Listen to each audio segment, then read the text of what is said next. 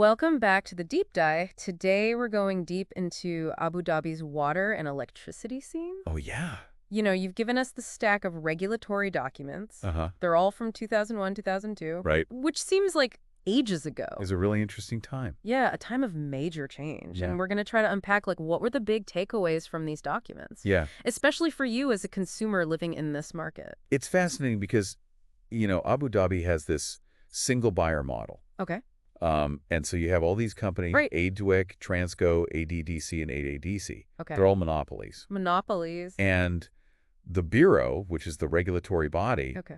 was really grappling with how to balance keeping things affordable Right. while also making sure that these companies got fair compensation. Okay, so right off the bat, we've got monopolies, which always makes people kind of nervous Yeah. when we think about prices. For sure. So these documents are all about how that gets controlled. Exactly. But before we get into the super nitty-gritty details, Yeah. can you just walk us through who the major players are in this? Absolutely, yeah. So who are we dealing with here?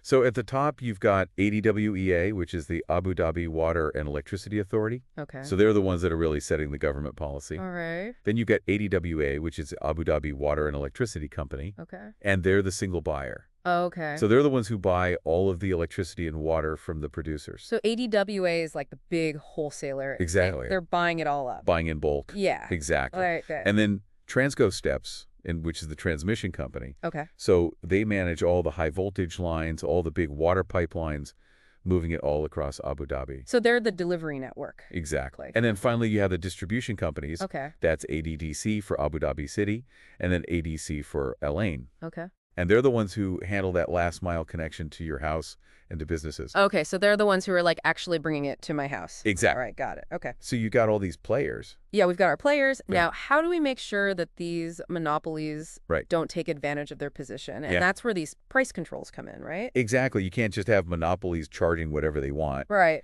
That's where they use price controls. Okay. And specifically, they're using something called CPIX. CPIX. That sounds like a secret code. Yeah, it's a bit jargony. Break it down for me. What is? So CPI is the Consumer Price Index, Okay. which measures inflation. Okay. And then the X is a factor Okay. that the regulator sets to encourage companies to be more efficient. Okay. So basically, companies are allowed to increase prices with inflation, Got it. but the X factor is supposed to push them to find savings Okay. and become more efficient. So for our listeners, this means their bills shouldn't be going up any faster than inflation. Exactly. But on top of that, Right. there's this pressure for the companies to find ways to be even more cost effective. Absolutely. Okay, I like it. Yeah. Now, setting these price controls wasn't easy, right? Not at all. What were some of the challenges that the Bureau faced? Well, one of the big challenges was that they needed accurate data from the companies Okay. to set these prices, right? Makes sense. Like they needed to know their operating costs, Okay. how much they were spending on infrastructure. Okay. And it turned out that getting reliable numbers was a challenge. Wait, these are huge companies. Right. And they couldn't even, get their data straight? Well, you would think it would be straightforward. Yeah. But believe it or not, it happens more often than you'd think. Really? Yeah, one of the examples that comes up in the documents Okay. is about something called the regulatory asset value, or RAV. Oh. That's essentially the value of all their pipes, their power lines, Okay. all their infrastructure. How much all their stuff is worth. Exactly, how much it's all worth on paper. Yeah. But the Bureau found there were gaps between how the companies were doing their accounting Uh-huh. and their own assessments. Oh, interesting. So they had to do a lot of digging. Okay. They had to compare things like depreciation rates Okay. to similar companies in places like the UK and the US. Wow. So they had to, become detectives a little bit. yeah, it was a lot of detective work to Yeah. figure out, okay, what are the real numbers here? Yeah, okay, but it shows they were serious And about so getting it right. they really wanted to get it right. Yeah. And all of that detailed work Okay. was really about pushing these companies toward greater efficiency. Okay, so it's not just about, setting the price. It's about making sure that they're running like a tight ship, right? Running a tight ship, Yeah. making sure every dirham is being used effectively. Okay, I like it. So there are examples in these documents of the Bureau questioning ADWEC's costs. Oh, okay. Making sure that all of their expenses were related to their core business. So they were holding their feet to the fire a bit. You could say that. Yeah. And one of the tools they used was something called benchmarking. Benchmarking, okay. So they compared the Abu Dhabi companies to their counterparts in places like the UK, the US, Australia. So they're saying, look, these guys in Australia are doing it well. Exactly. You guys should be able to meet similar standards. Yeah, so it creates a little bit of healthy competition. Yeah, I like it. Helps keep everyone on their toes. Now, I want to dive into something I think is probably a bit trickier. Okay, yeah. Which is, when we talk about companies, we talk about investments. We talk about the money that they need to, build things, operate things. Yeah, as a capital. Yes, the capital. So figuring out a fair cost of capital for these Abu Dhabi companies was, I imagine, a really big debate. It was a huge debate, yeah. What made it so tricky? Well, isn't there a standard formula or something? You would think, right? Yeah. But there was this back and forth about whether to use international benchmarks. Okay. So looking at what's the cost of capital in developed countries' stock markets? Got it. Or whether to use the UAE market, which was much newer at the time. So it's all about how risky the investment is. Exactly. How risky is it perceived to be? Yeah. And at the time, the UAE market was seen as riskier. Okay. So the Bureau had a really tough decision to make. And what did they end up deciding? So they ended up sticking with a 6% cost of capital. Okay. Even though there were some signs that it might have actually been lower. Why keep it at 6 if it could have been lower? Well, it was a strategic decision. Okay. They wanted to make sure that investing in Abu Dhabi's infrastructure was attractive. Okay. So that companies would be encouraged to build, Got it. to expand. So it was a gamble that by keeping that cost of capital a little bit higher, they would get more investment in the long run. Exactly. Which would help Abu Dhabi keep up with its growth. Exactly. Yeah, it's a great example of how regulators have to balance so many factors. Yeah. And sometimes those choices have consequences. For sure. Years down the line. Absolutely. So it's really fascinating to see how those debates played out. It shows that regulation isn't just about crunching numbers, right? Yep. It's about understanding how this market works. Right. And then actually betting on what the future of this market will be. Exactly. Okay, now you mentioned earlier that it's not just about cheap service. Right. It's about good service. Yeah. So how did they try to build that in?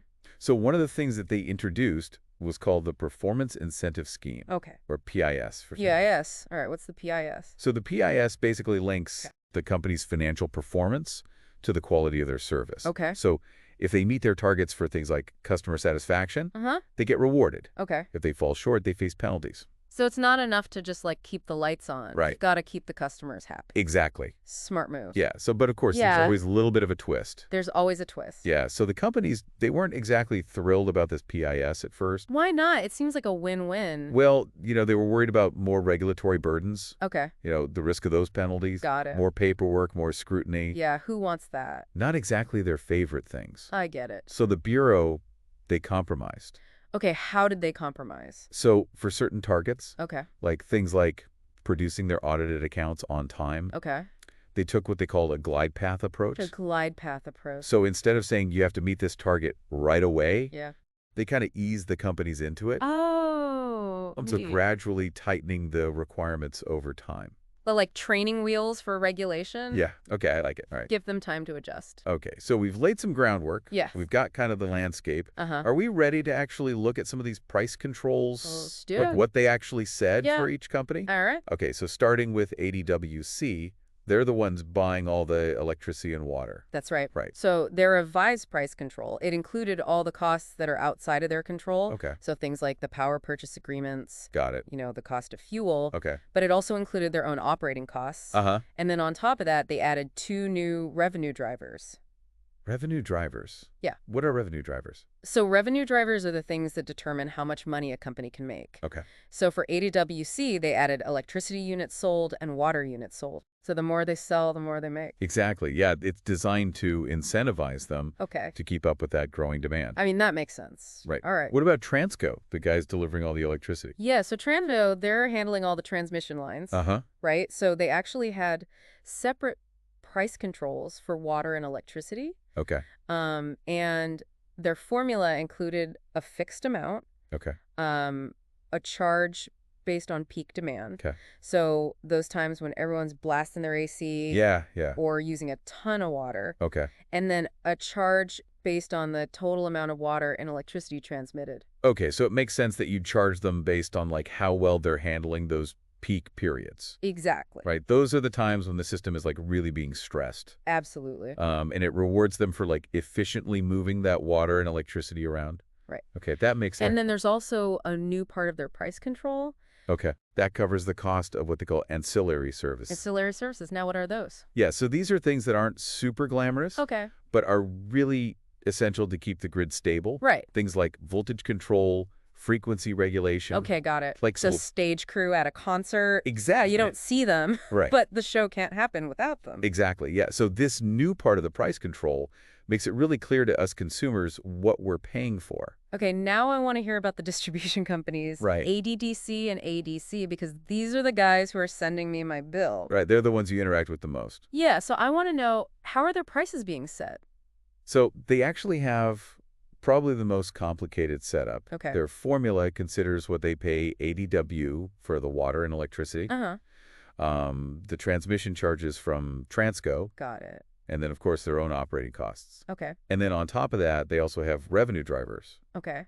that are tied to how many customers they have and how much they're delivering. So a lot of different factors at play. A lot of moving parts. Now, I've heard even with all of this, the government still subsidizes a lot of their revenue. Yeah. Why is that?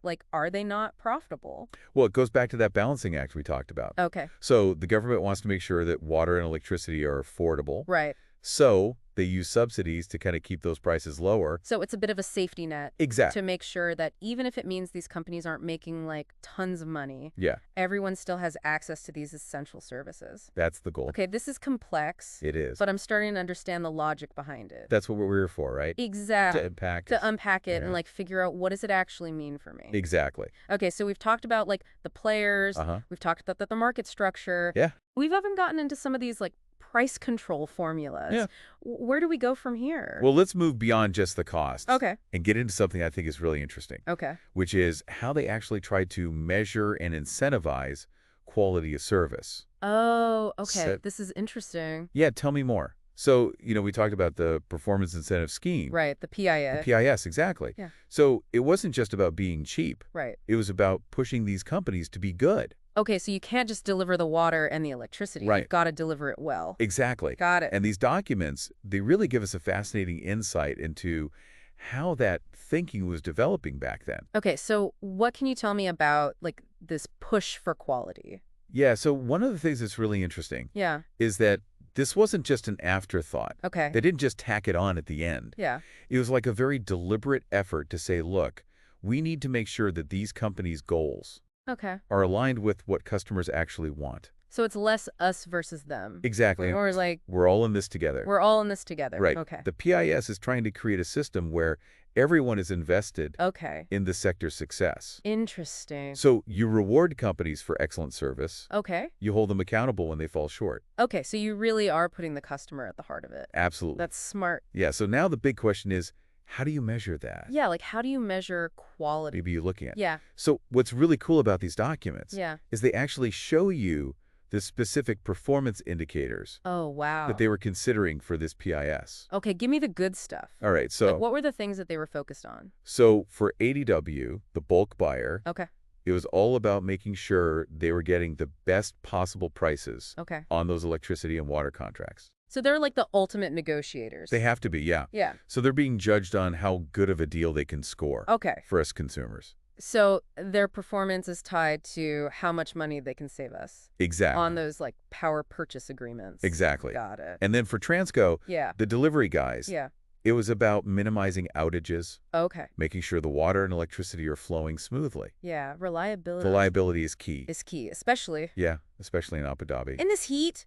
Yeah, no one wants to be without AC in the summer. No, you can't. Right. You can't lose power. All right. And then for ADDC and ADC, Yeah. the ones dealing directly with the customers, Yeah. it was all about customer satisfaction. Okay. So how quickly they respond to complaints, Okay. how efficient they are with new connections, Got it. how accurate their billing is. So they're really being assessed on The whole customer journey yeah. from signing up to paying your bill. I like it. Okay. So, yeah, it was very comprehensive. And these weren't just theoretical targets, No. right? There were actual financial consequences. Yeah, real money was at stake. Okay. So if they met those targets, they benefited. Yeah. If they missed them, they paid the price. So they had to put their money where their mouth is. Absolutely. Okay, so what does this tell us about the future direction of the water and electricity sector? Well, I think it shows that there was this real emphasis Okay. on transparency Okay. and accountability. Got it.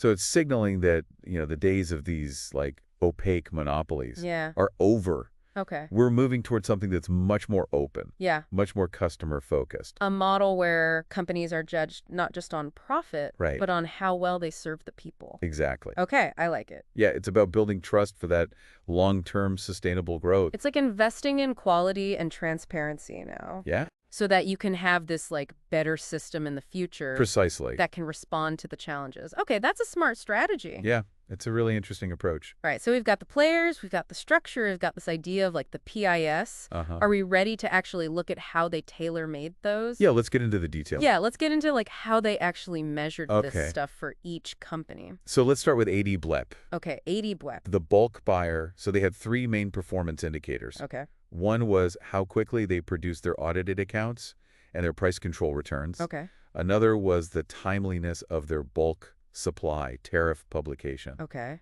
And then the third one was how cost-effective they were in buying that water and electricity. So they're being measured on their financial reporting, Right. their communication with the market, Strat- and then like their negotiating skills. Absolutely. Okay, makes sense Yeah. to hold them accountable for that. Right, because timely financial reporting, that's crucial for transparency. Okay. It allows regulators, the public, to see how they're managing their money. And transparency builds trust. Absolutely. Especially when we're talking about Especially with monopolies. monopolies for central services. Exactly. Okay, now what is this bulk supply tariff? So the bulk supply tariff is basically the price list Okay. for electricity and water. Okay. So the quicker they publish that, Okay. the more certainty it provides Got it. to the other companies. Yeah, because no one likes surprises. Right. Nobody wants surprises on their utility bills. No, exactly. And then that last one, Yeah. economic purchasing. Yeah. That's basically, are they getting a good deal Yeah. when they're negotiating those power purchase agreements? So they have to be tough negotiators. They do. Yeah. And they get a bonus if they get us a good deal. That's the idea. Okay, I like it. Yeah. Now, what about Transco? So Transco, they also had that timeliness of their financial reporting, Okay. but their other indicators were a bit more technical. Okay. So one was how much energy they were losing Okay. during transmission, Okay. and then the other was how quickly they were submitting data Okay. that was needed for planning and billing. So they're being measured on like how much electricity is disappearing. Exactly, how much is getting wasted. Yeah, during transport. Right. And then like how efficient they are behind the scenes. Yeah, how good is their data management? With their data. Okay. Yeah. So minimizing those energy losses is important. It's incredibly important. Yeah. The less energy we're wasting, Yeah. the less we have to generate overall, Right, which helps everyone. which benefits everyone. Yeah. And what about the data submission? Yeah, so that one's really crucial. Yeah. Because Transco is kind of like the central nervous system of this whole system. Okay. All the water and electricity is flowing through their infrastructure. Yeah. So they have to be able to provide timely data Yeah. to the other companies for planning, for billing, Got it. just to keep everything running smoothly. Yeah, if their data's messed up, Right. it messes up the whole system. The whole system gets thrown off. Yeah. Okay. All right. Now, what about those distribution companies? Okay, yeah, ADDC and ADDC. Yeah, these are the guys I'm most curious about. Right, because they're the ones who are sending you the bill. Yeah, exactly. So for them, alongside that financial reporting timeliness, Okay. they had three main indicators. How quickly their audited accounts were done, how many minutes customers lost due to outages, and how well their water quality met regulations. Okay, so they're being held accountable for how quickly they get their finances in order. Right. How much downtime their customers experience. Exactly. And the quality of the water. Absolutely. Okay. So those are the things that directly impact you as a consumer. Right, and the PIS made sure that Yeah. good or bad performance Yeah. actually had financial consequences. Exactly. Okay, can you explain a little bit more about those incentive rates Yeah. and how they worked? So the incentive rates are basically putting a price tag on performance. Okay. So, saying if you meet this target, Yeah. you get this benefit. If you miss it, you pay this price. So like bonuses for good behavior and penalties for bad behavior. Exactly. Tell me more. So, for example, for ADWEC, Yeah. every month that they were late submitting their audited accounts or their price control returns, Uh-huh. it would cost them 13,000 dirhams. Ouch, that's an incentive. That's a good incentive. Get your paperwork in on to time. get your paperwork in on time. Exactly. Wow. And the same penalty applied for delays in publishing that bulk supply tariff. Okay, so again, they're not messing around No. with transparency. They want that information out there Okay. on time. All right, what about Transco? What were their incentives and penalties? So Transco had financial incentive tied to that energy loss Okay. and the data submissions. Okay. So each megawatt hour of energy that they lost above their target Uh-huh. would cost them 33,000 dirhams. They're really putting a price on wasted energy. They are, yeah. Wow. And then for every month that they were late with those data reports, Uh-huh. it was a penalty of almost 1,000,000 dirhams. 1,000,000. 1,000,000 dirhams. Oh, my goodness. No pressure transfer. No pressure, but it It shows. shows how important it is. How important they are. Yeah. Okay, now ADDC and ADC. All right, so for them, What were their incentive rates? it was really all about the customer experience. Okay. So delays in submitting their audited accounts Uh-huh. would cost them between 437,000 and 936,000 dirhams each month, Wow. depending on whether it was their water business or their electricity business. Okay, so they've got to get their financial house in order. They do. But what about those customer service metrics? Right, so for every customer minute lost due to outages, Okay. they face penalties ranging from 15,000 dirhams to over 100,000 dirhams, Wow. depending on the type of outage. So every minute that a customer is experiencing. Yeah, every minute of inconvenience Yeah, inconvenience. has a real cost. Wow, that's a lot of pressure. Expert speaker. All right, so let's get down to brass tacks and figure out how these price controls actually impacted consumers like you. Okay. Now, the documents we have don't give us precise price changes, Right. but we can kind of piece together the overall goals Okay. and the likely outcomes. Okay, so we're going to do some detective work. A little bit, You yeah. act the dots. Exactly. Okay. So when the Bureau is setting these prices, what were they really trying to achieve? Yeah, what were their big aims? So their mission had like three main parts. Okay. One was to make sure things stayed affordable to consumers. Okay, that's a good start. Right. Got to keep things affordable. Two is to ensure the company's got a fair return. All right, so they're not losing money. Exactly. They got to be able to keep the lights on, Right. literally. Yeah. And then three was to encourage both efficiency and high-quality service in the sector. So it's like this class balancing act. Always a balancing act. Yeah. Trying to make it work for everybody. Everybody needs. Everybody. Yeah. Okay, so how did that actually play out? So based on these goals, we can kind of assume that those price controls aim to prevent these huge price spikes. Okay. The idea was to keep water and electricity within reach. Got it. So no one's getting slammed with these insane bills. Exactly. Which is good for families. Especially for families on a budget. Call that a budget. You don't want to suddenly have your utility bill double. Exactly, yeah. But, like we said, those companies also needed to be able to cover their costs Right. to invest in the system. Yeah, they got to keep things running. So the price control had to allow for that, too. It's a two-way street. Exactly. Like, how did they make sure those prices reflected Right. good service? That's a great question. Yeah. Not just like the bare minimum. That's where the focus on efficiency and quality comes in. Okay. The Bureau wanted to make sure you're getting value for your money. Not just cheap, Right. but good quality. Exactly. Okay, I like that approach. So let's think about how this might have played out for different types of consumers in Abu Dhabi. Okay. So for residential customers like you Yeah. using water and electricity at home, Yeah. those price controls probably kept their bills pretty stable, Okay. so no crazy increases. So you can budget. Exactly. Stable bills are essential for budgeting. Yeah, especially if you're on a tight budget. Absolutely. All right, so what about businesses? For businesses, it gets a little trickier. Okay. So for larger businesses, Okay. those using a lot of energy, Uh-huh. they may have seen some price increases. Oh, really? Yeah, because the price controls were pushing them to be more efficient. So they're kind of being, like, nudged toward. Yeah, like a little nudge Yeah. to use energy more responsibly. Yeah. So it might have meant slightly higher costs initially, Okay. but in the long run, greater efficiency can also lead to savings. So it's like a short-term pain Right. for long-term gain. Exactly, and for a more sustainable system overall. It's a trade-off, Yeah. but ultimately I think it's a good thing. A good thing for everyone. For the system, yeah. Okay. Now, for smaller businesses, Okay. those using less energy, Yeah. they probably saw minimal impact. Okay. The price controls likely shielded them from big price hikes. So it's interesting how regulation can have, like, different effects. Different effects for different people. Yeah, depending on who you are and how much you use. Exactly. Okay, so we've talked about prices. Right. But what about, like, the actual quality of service? Yeah, so remember those performance indicators Yeah. in the PIS? Yeah, in the performance incentive scheme. Right. On So the- those were designed to improve things Okay. that directly impact your experience. Like fewer outages? Fewer outages, Better customer service. better customer service. And making sure that, like, the water is actually good. Making sure the water quality is good. Yeah. So did it work? Yeah, that's the big question. Right. So the documents don't give us the exact results, Okay.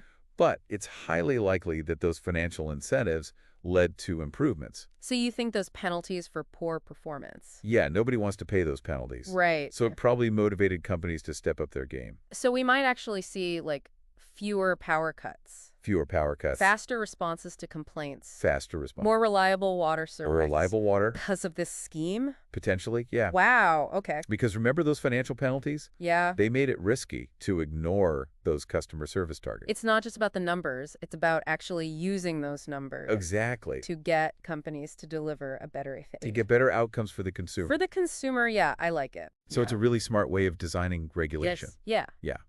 All right, so now let's take a step back. Okay. Think a little bit bigger picture. Bigger picture, right?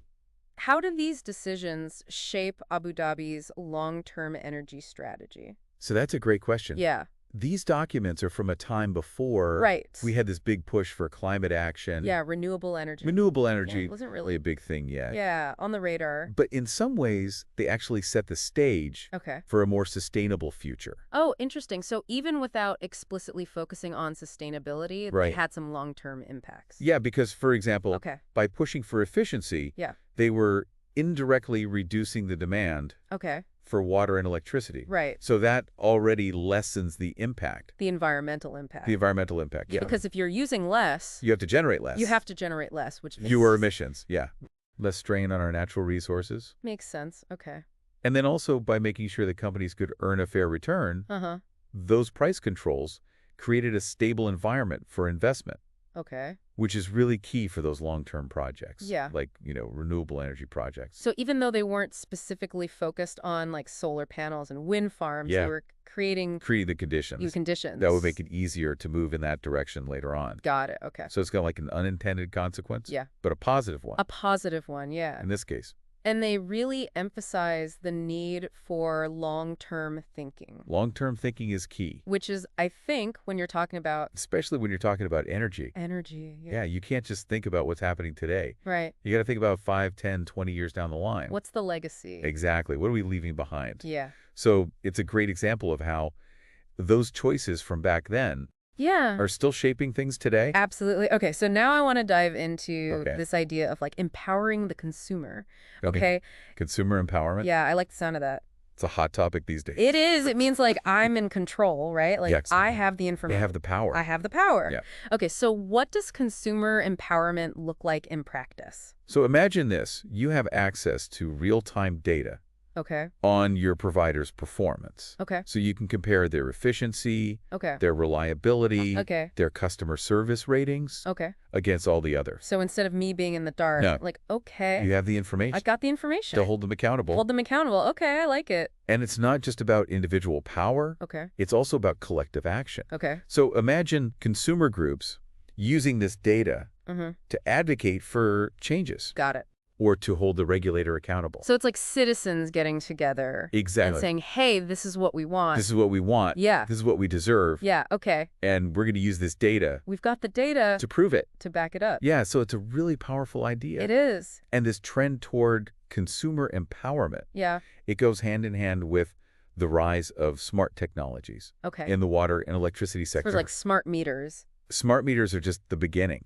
Imagine a future where you have sensors, intelligent networks that are optimizing water and electricity distribution. So it's like a smarter grid. A smarter grid. That can, like, adapt. Adapt in real time. To your needs. To your needs. So you have less waste, better anticipation of demand, proactive responses to outages. So it's like a much more responsive. It's much more responsive. It's different overall. And all of that technology generates a ton of data. Oh, yeah. That can be used to increase transparency. Okay. And give consumers even more control. So it's like this, like, positive feedback loop. Exactly. The technology leads to more data. More data leads to more transparency. More transparency leads to a better system. A better system. Okay, I like it. But of course, it's not all sunshine and roses. There are always challenges. There are always challenges. Okay, what are some of the challenges? So one of the big ones is data privacy. Right. And security. Right. So as we embrace all this data sharing, we've got to make sure that it's being used responsibly.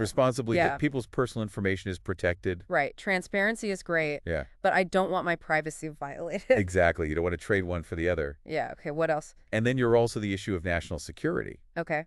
So imagine if sensitive information about our water and electricity infrastructure fell into the wrong hands.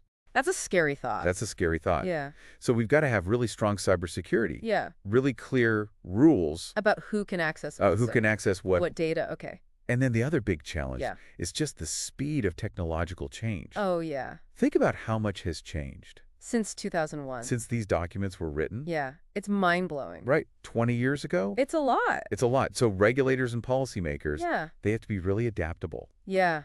Always learning, adjusting. So they almost have to be like predicting the future. Trying to predict the future, yeah. Yeah. What new technologies are going to come up? How are they going to impact the sector? Yeah, because if you're regulating something that is constantly changing. It's like trying to hit a moving target. It is, yeah. So regulation has to be flexible, forward thinking. Okay, so I imagine all this innovation requires like money. A lot of money. A lot of investment. Yeah.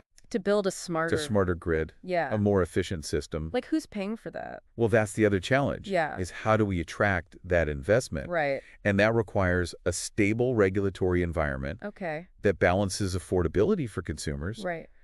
With fair returns for the companies. It's like this constant. It's a constant balancing act, a tightrope walk. And it takes a lot of like long-term vision. Long-term vision is key. And commitment. Commitment from everyone. To make the tough choices now. Yeah. That will create a better future. Exactly. Okay, so that brings us to like another facet of this potential future. Yeah, sustainability. Sustainability. So these documents were written before climate change was a big issue. Yeah. Before renewable energy was really on the map. Yeah. But they do kind of hint at a future where those environmental concerns start to play a bigger role. Okay, so we're thinking beyond just... Beyond affordability. Like affordability. Beyond efficiency. Beyond efficiency. And we're starting to consider the environmental impact. Of how we're producing and consuming energy. Of all of our choices. Okay, so what does that look like?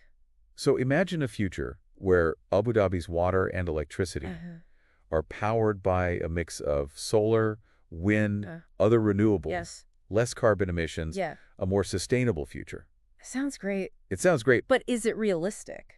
Well, that's the challenge. Right now, we rely heavily on fossil fuels. Right. So to transition to a more sustainable energy mix, it's going to take a lot of investment. A lot of investment. A lot of innovation. A lot of innovation. A change in how we think about energy. Yeah, like a fundamental shift. A fundamental shift. Away from what we've been doing for a long time. Exactly. Yeah. So it's not just about the source of the energy. Right. It's about the whole system. Okay. So imagine a future where water conservation and efficiency are baked into how we design and develop our cities. So it's like a much more holistic approach. A holistic approach, yeah. Thinking about water and energy together. As interconnected systems. Yeah, I like it. So it's a big challenge. It is a massive undertaking. It is a massive undertaking. Yeah. But it's also... an exciting one. An exciting opportunity. To like really do something... To do something different. Different and better. To build a better future for Abu Dhabi. Okay, so now, before we move on, I want to take one last look at these regulatory documents. Okay. And pull out like... Yeah, what are the key takeaways? Yeah, what are the lessons learned? Yeah, what can we learn from Abu Dhabi's experience that might be relevant for other countries? Yeah, facing similar challenges. So I think one of the big takeaways is just the power of data. Data, okay. So the Bureau needed accurate information from those companies to make fair decisions. Yeah, you've got bad data. Bad data and bad decisions out. You're not going to get a good result. Garbage in, garbage out. Yeah, exactly. But it's not just about the quantity of data. Yeah. It's also about quality. Right. So the Bureau had to really scrutinize the information they were getting. Yeah. Look for inconsistencies. Make sure it's actually accurate. Make adjustments based on their own expertise. So it's not enough to just collect a bunch of numbers. Right. You need people who can understand. People who know what they're looking at. Who know what they're looking at. To actually make sense of it. To make sense of it. So you need to invest in people who can analyze that data. You need a strong regulatory body. Yeah. With real expertise. Expertise. Okay. What other key takeaways? Another big one is transparency and accountability. Okay. So the Bureau was really committed to making their decisions in an open and transparent way. They were explaining why they were making these decisions. They were explaining why they were seeking feedback. They were publishing their proposals. So it wasn't just like, we're doing this, deal with it. Exactly. It wasn't top down. Okay. It was much more collaborative. Okay, so that builds trust, right? Transparency builds trust. Builds legitimacy. Especially when we're talking about something so important. Right. This is water and electricity. Yeah. These are essential services. Essential services. People need to be able to trust the people making those decisions. Yeah, and they need to understand why those decisions are being made. Exactly. Okay. What else? So something that's really struck me throughout our discussion is the importance of long-term thinking. Yeah. They weren't just focused on the problems of today. Right. They were thinking about the future of the sector. Okay. They were anticipating challenges. Yeah. They were laying the groundwork for a system that was going to be more sustainable, more efficient, more customer-focused. So it's not about just reacting to the present. It's about shaping the future. Shaping the future. That's what good regulation does. Okay, now... One final takeaway. Okay, hit me with it. Regulation is an ongoing process. Okay. It's not a one-time fix. Right. It's a continuous journey. So even when they finalize these price controls, that wasn't the end. That wasn't the end of the story. The work keeps going. The work keeps going. Okay. Because new technologies are going to emerge. Yeah. Consumer expectations are going to evolve. Right. Global challenges like climate change. Yeah. They demand new solutions. So the world keeps changing. The world keeps changing. And regulation has to keep up. Regulation has to keep up. Okay, so flexibility. Adaptability. Adaptability. Constant learning. Constant learning are key. And recognizing that, like, no one has all the answers. Absolutely. Right? We're learning as we go. We're all learning as we go. Yeah, so it's about being open to new ideas. Open to new ideas. Trying new things. And trying new things. And to always be improving. Improving, okay. So it's a big responsibility, but it's also an exciting challenge. An exciting opportunity. Yeah. To really shape. To shape the future. The future of these essential services. Okay, so one final thought. One final thought. I'll leave our listeners with. As Abu Dhabi's water and electricity sector evolves, and all of those potential futures we talked about start to unfold. Yeah. The question is, what role will you play? Oh, that's a good one. Yeah. So it's not just on the experts. It's not just on the regulators. It's not just on the companies. It's on all of us. Yeah, it's on the citizens. On the consumers. Yeah. To actually shape this. To shape this future. It's a big responsibility. It is, but also... This is so empowering. Yeah, because we have a say. You have a say. Yeah. You have a voice. Okay, I like it. So will you be an informed consumer? Yeah. Will you advocate for your interests? Will you hold the companies and the regulator accountable? It's not about being passive. It's about being active. It's about being engaged. Engaged, yeah. It's about shaping the systems that affect your life. Okay, I like it. So knowledge is power. Knowledge is power. But only if you use it. Only if you use it. I like it. So take what you've learned today. Yeah. And go out there. And do something. And make a difference. I like it. Who knows? Maybe you'll even play a part in shaping Abu Dhabi's energy future. I'm Red. Excellent. Thanks for this deep dive. It's been really my pleasure. Eye-opening. Glad you enjoyed it. It's given me a lot to think about. That's what we like to hear. All right. So we've talked about the players, the history, the potential future of Abu Dhabi's water and electricity sector. But like, I'm still curious about one thing. Okay. How did those price control actually play out in real life? It's a great question. Yeah. You know, how did it affect people like you? Right. And the documents don't have the exact numbers. Yeah. But we can kind of look at the goals. Yeah. The likely outcomes. Okay. Affordability was huge for the Bureau. Right. They wanted to make sure that everyone could afford water and electricity. That was the top priority. Not just like the wealthy. Right. Everyone needs access to those essential services. Okay. So what you're saying is that these price controls probably helped to keep bills stable? Especially for those residential customers. Okay. Like you, right. And that's huge for budgeting, right? Right. If you know your bill's not going to suddenly skyrocket. Yeah. It makes it easier. So much easier to plan. Yeah, to plan your finances. Okay. But we also have to remember, it wasn't just about keeping prices low. Right. It had to be sustainable. It had to be sustainable for everyone. For the companies, too. Right. They've got to be able to operate. They have to cover their costs. Invest in the system. It's a two-way street. It is. All right. And that's where the focus on efficiency and quality comes in. Okay, so they're thinking about... They're thinking long-term. Yeah. They want to make sure... that you're getting good value. That you're getting good value. Yeah. For your money. For your money, not just... Not just the cheapest. The cheapest option. Okay. Right. So what were some of the potential outcomes then? So for larger businesses, those using a lot of energy, they might have seen prices increase a little bit. Okay, why is that? Because of those efficiency measures. Okay. So those measures might have meant slightly higher prices at first. Okay. But over time, they lead to savings. Okay, so it's like a trade-off. It's a trade-off. A short-term pain. Pain for a long-term gain. Long-term gain. Yeah. And a more sustainable system overall. I mean, that makes sense. You want to encourage those big energy users to use energy responsibly. To be more efficient. Okay, what about smaller businesses? Smaller businesses probably didn't see much of an impact. Okay. Those price controls shielded them from those big price hikes. So it's interesting how, like, different parts of the market... Different consumers. Experience these things differently. Yeah, it's not a one-size-fits-all. It's not one-size-fits-all. Okay, now what about the service quality? Service quality. That's where the PIS comes in. Right. Remember those performance indicators? Right, so reducing outages. Better customer service. Good water. Making sure the water's good. Like, did it work? So again, the documents don't give us the exact results. Okay. But it's very likely those financial incentives in the PIS had a positive impact. So because companies didn't want to pay those penalties, Exactly. they probably stepped up their game. They had to. Okay, so we could have seen fewer blackouts. Fewer blackouts. Faster responses to complaints. Faster response. Better waters to the PIS. It's possible. Wow, okay. Because those penalties made it costly to ignore those customer service targets. So it really does show that, like, regulation, what it's done well, can actually lead to a better experience. Can drive real change for the consumer. Okay, now I want to zoom out again. Okay, zoom out. Think big picture. Big picture. So these documents are from before climate change was a big focus. Right.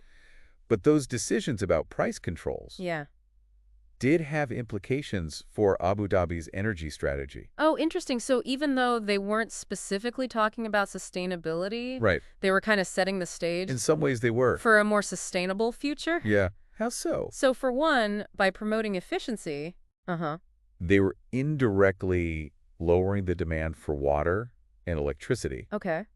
Which reduces the environmental impact. Because if you're using less, you're generating less. Less emissions. Less emissions. Okay. And then by making sure companies could earn a fair return, they were encouraging investment. Right. Which is crucial for those long-term projects. Like renewable energy projects. Okay, so they were creating the conditions. They were setting the stage. Even back then, for that future. For a future. Of solar and wind. Of clean energy. Yeah, wow. And they also emphasized that long-term vision. Right. Which is key for any sustainability efforts. Yeah, you can't just be thinking about tomorrow. Right, you got to think 5, 10, 20 years down the line. What kind of world are we creating? What kind of world do we want to live in? Yeah, and what are the choices that we need to make now? Exactly. To get there. So those decisions from back then are still shaping Abu Dhabi's energy future today. That's amazing. It is. Okay, so... Yeah, last thought. One final thought. Hit me with it. This regulatory journey doesn't end here. Oh, okay. It's an ongoing process. So even after they set those price controls, it's not over. The work continues. The work continues. Okay. Because new technologies emerge. Right. Consumer expectations evolve. Yeah. Climate change keeps happening. We have to keep adapting. So it's a constantly changing landscape. It is. And regulation has to keep up. It has to keep up. Okay. So the key is to be flexible. Flexible. To learn from your mistakes. Yeah. To always be improving. Always be improving. Okay. So it's a big responsibility. It is. But it's also an incredible opportunity. To shape the future. To shape the future. Of this sector. Of this sector. Yeah. And remember, it's not just about the numbers. Right. It's about the impact. On people. On people's lives. Yeah. So as you continue to learn about Abu Dhabi's water and electricity, keep asking questions. Okay. Stay informed. Yeah. And remember, you have a role to play in shaping that future. I like that. It's a good note to end on. It is. It's a call to action. It is. For everyone. All right. Well, thanks for guiding us through this deep dive. It's been my pleasure. It's been a really illuminating journey. I'm glad you enjoyed it. It really has. Great. And I'm sure our listeners have learned a ton as well. I hope so. So until next time. Until next time. Happy diving. Happy diving.